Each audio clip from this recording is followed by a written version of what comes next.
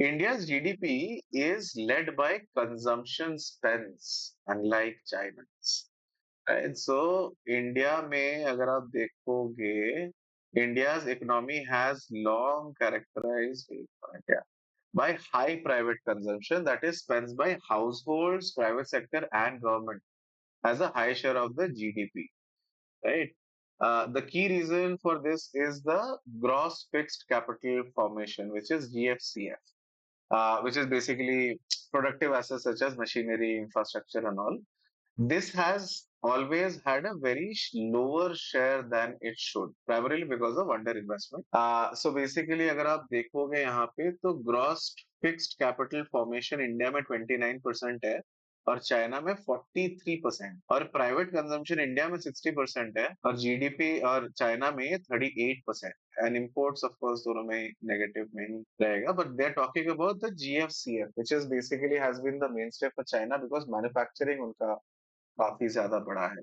So they have gone a little bit deeper into the GFCF and why exactly does corporate India underinvest and why government overinvests. GFCF is a creation of productive assets such as infrastructure, that is roads, bridges, etc., or manufacturing facilities.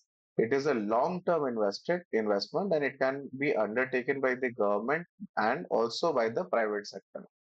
और India में हमेशा से government ने ही ये infrastructure बनाया है private parties have not done it and I think it has also been a lot to do with the way the government policies have been made where the national infrastructure is usually not being done by the private players or public private partnerships से कुछ चीजें open up हुई हैं but I think over the course of the past 60-70 years where majority of the times it has been the government doing all of these things have been a little bit difficult to come by. So why India underinvest in capital formation?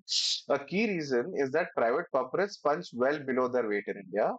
Their shares are reducing and one factor seems to be that they are borrowing less. This means they can't invest as much into GFCF. And why does the private sector not borrow enough? For one, spurred by the NPA crisis of 2015 to 2018, as well as the uncertainties during COVID, the private sector has been cautious to borrow and has been deleveraging by retiring debt. Secondly, a relatively low capacity utilization of assets implies that they have not felt the need to ramp up investments in the fixed assets. So, कि government जो है ज्यादा से ज्यादा spend कर रही है अभी रोड्स एंड ब्रिजेस और ये सब बनाने में. However, India's tax collection growth has not been buoyant enough to support its ambitious capex investments. So India's tax to GDP ratio has not moved in the past 7 years. It collects far less tax than its peers. India में है ये problem तो I think we are a जुगाड़ू nation. We always find ways of not paying tax. और मेरे ख्याल से middle class ही जनता tax पे करती है ऊपर वाली जनता और नीचे वाली जनता पूरा का पूरा मिसिंग है so basically if you look at the overall India's income tax in entirety total population of 1,000 million, 1,500 million, out of which tax filers is only 74 million. Only 5% Indians are tax filers. Only 1.5% Indians are taxpayers versus India's 10% and US's 43%. And 0.3% Indians contribute to 80% of the tax collected. These are huge numbers, yeah. Tax collection is a major issue in India, nahi? I think all are the salary payers only. Yes. This is all salary The- payers. All the middle class people, corporate going people, law fearing citizens, they are the ones who basically pay.